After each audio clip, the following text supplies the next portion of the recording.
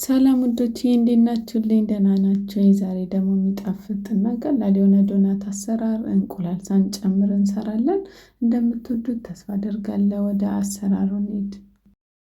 በመጀመሪያ ሳህናችን ላይ አንድ ኩባያ ትንሽ ለብ ያለ ወተት እናደርጋለን። በመቀጠል አንድ የሾርባ ማንኪያ እርሾ እንጨምራለን። ከዛ 3 የሾርባ ማንኪያ ስኳር እናደርጋለን። ከዛ ይሄንን አንድ ላይ እናዋህደዋለን።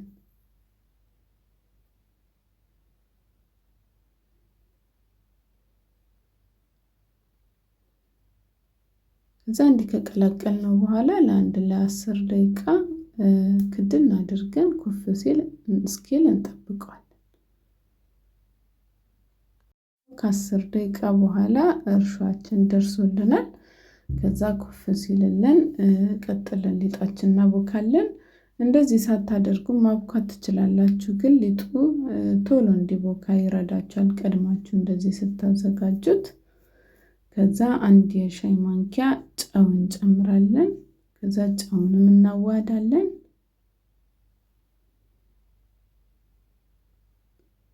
ከዛ ዱቄት እንጨምራለን። 450 ግራም ወይም ከግማሽ ኪሎ ትንሽ አነስ ያለ ዱቄት ነው የተጠቀምኩት። በኩባያ ወደ 3 ኩባያ አካባቢ ዱቄት ነው። እንደዚህ የጨመራችሁ ዱቄት እያያችሁ ለስለስ ያለ ሊጥ አድርጋችሁ ታቦኩታላችሁ።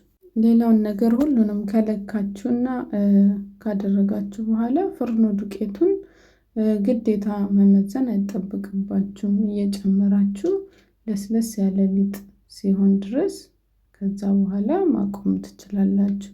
ከዛ ሊጣችንን በደንብ አድርገን እሽት እናደርገዋለን። እንቁላል ስለሌለው ትንሽ ስቲኪ ነው፣ እጅ ላይ መጣበቅ ባህሪ ያለው፣ ግን ባሽነው ቁጥር ለቀቅ እያለ ይመጣል። ከዛ ሊጣችንን በዚህ መልኩ ካቦካነው በኋላ ቀጥለን የገበታ ቅቤ እንጨምራለን። 1-2 የሾርባ ማንኪያ እናደርግበታለን። ከፍሪጅ ወዲያው የወጣ ባንጠቀም ቆንጆ ነው። ጠንከር ስለሚል ቅቤው ወዲያው ከፍሪጅ የወጣ ሲሆን ቶሎ ከሊጡ ጋር አይዋሃድም። ስለዚህ ከፍሪጅ ቀድመን አውጥተን ብንጠቀም ቆንጆ ነው፣ ለስለስ ስለሚል። ከዛ ይሄንን በደንብ አድርገን 5 ደቂቃ 6 ደቂቃ ያህል ሽት አድርገን እናቦካዋለን። የበለጠ ባሸነው ቁጥር ለስለስ ያለ ቆንጆ ሊጥ ይሆንልናል።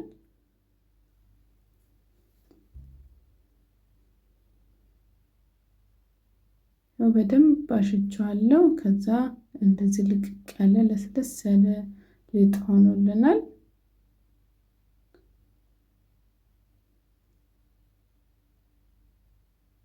ከዛ ይሄንን ሳህናችን ላይ እናደርግና ክድን እናደርገዋለን።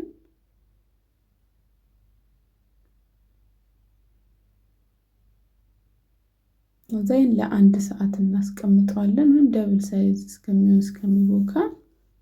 ከ1 ሰዓት በኋላ እንደዚህ ሊጣችን በደንብ ኩፍ ብሎልናል። ከዛ በኋላ እናወጣና ማዳመጫችን ላይ እናደርገዋለን። ምናልባት ዌዘሩ ቀዝቀዝ ያለ ቦታ ላይ ከ1 ሰዓት በላይ ሊፈልግ ይችላል ለመቡካት። ሌላው ደግሞ አንዳንድ እርሾ በጣም ቆንጆ ካልሆነ በአንድ የሾርባ ማንኪያ ምናልባት በደንብ ላይቦካ ይችላል። ስለዚህ በመጀመሪያ ሞክራችሁት በደንብ ካልቦካ በሚቀጥለው 1 ከግማሽ እያረጋችሁ ወይም 2 እያረጋችሁ መሞከር ትችላላችሁ። ከዛ በምንፈልገው ሳይዝ እንቆራርጠዋለን። ትንንሽ ዶናት ከሆነ አነስ ያለ ሳይዝ፣ ትልልቅ ዶናት ከሆነ ደግሞ ከፍ ከፍ አድርገን እንቆራርጠዋለን። ከዛ እንደዚህ አድርገን እናድበለብለዋለን። እንዲህ ካድበለበልን በኋላ ቁጭ እያደረግን ሁሉንም በዚህ መልኩ እናዘጋጃለን።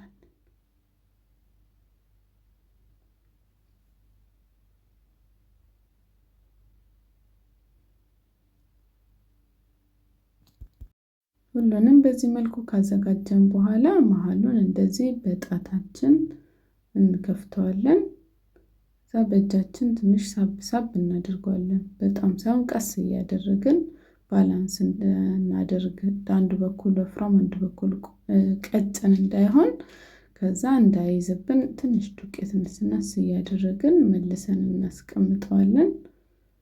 ከፈለግን መሃሉን ደግሞ በሆነ ነገር ክዳን ቅርጽ ማውጣት እንችላለን። ግን እንደዚህ እዚህ በእጃችንም ማዘጋጀት እንችላለን በቀላል መንገድ። በተቻለ መጠን ብዙ ጊዜ ቪዲዮ ስሰራ አሰራር ሂደቱም ቀላል፣ የምጠቀማቸውን ነገሮች ቀለል ያለ ሰው በቀላሉ ሰርቶ ሊበላ የሚችለውን ነገር ነው የምፈልገው። ምክንያቱም የሆነ ስብስብ ያለ ነገር ወይም ደግሞ ሰው ማያውቃቸውን ነገሮች መጠቀም ሰው ቪዲዮ ካየ በኋላ የመስራት ሞራሉን ነው የሚዘጋበት ይመስለኝ እና በተቻለ መጠን በቃ ቀለል ያለ ነገር ለማድረግ እሞክራለሁ። እና እስኪ እናንተም ቤተሰቦቼ እንደዛ አስባለሁ፣ ግን እንደዛ ነው ወይ ስራዎቼ? ብዙ የተከታተላችሁኝ ካላችሁ አስተያየት ጻፉልኝ። ለምሳሌ አሁን የዶናት እንቁላል የሌለው እንዲሆን የፈለኩት ኢትዮጵያውን ስሰሙ አንድ እንቁላል 10 ምናምን ብር ሲባል በጣም ነው የሚያስደነግጥ። ሀገራችንን ሰላም ያርግልን፣ ሰው ማይራብበት ሀገር ያድርግልን። ሁሉንም በዚህ መልኩ ካዘጋጀን በኋላ መልሰን ክድን አድርገነው ለአንድ 40 ደቂቃ እናስቀምጠዋለን። ከዛ እንደዚህ መልሶ ኩፍ ይልልናል። በደንብ ኩፍ ብሏል። ተለቅ ያለ ሳይዝ ዶናት ነው የምንሰራው። ከዛ መሃሉ መልሶ ጠበብ ሊል ስለሚችል ሲቦካ ከፈት አድርገን መልሰን ዘይታችን ውስጥ እናደርጋለን። ዘይቱ የጋለ በጣም መሆን የለበትም። ቶሎ ወዲያው ቀላ ይልና ውስጡ ሳይበስል ውስጡ ሊጥ የሆነ ውጭው ቀላ ብሎ ብስል ይልብናል። ስለዚህ መካከለኛ ሙቀት ላይ አድርገን እናበስለዋለን። ከዛ እንደዚህ ከታቹ ቀላ ሲልልን እንገለብጠዋለን። ገልብጠነው እንደዚህ ሲበስል በሁለቱም ሳይድ እስከ 3 ደቂቃ አካባቢ ነው የፈጀው። ከዛ አውጥተን የገበታ ሶፍት ላይ ወይም ጋዜጣ ላይ ዘይቱ ጠፈፍ እንዲል እናደርገዋለን።